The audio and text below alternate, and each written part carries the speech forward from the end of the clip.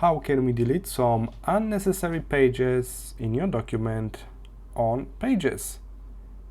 So here I am, and as you can see, I got this page here that's mostly blank, and the next one is completely blank, and they are like in the middle of my document.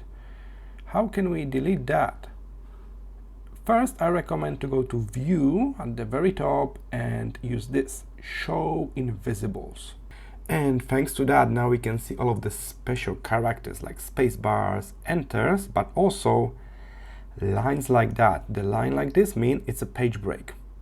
If you delete that, backspace, the page break is gone. And now this whole empty page 4 is gone now. All right, you can do it one more time.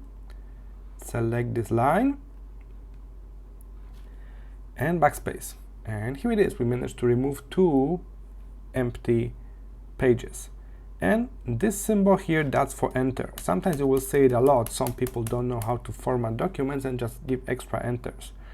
Thanks to View Show Invisible, we can very quickly find out about those extra enters, and also just backspace, just delete those extra lines that we don't need. So that's the best way of searching for those hidden special symbols like enters, page breaks, like here,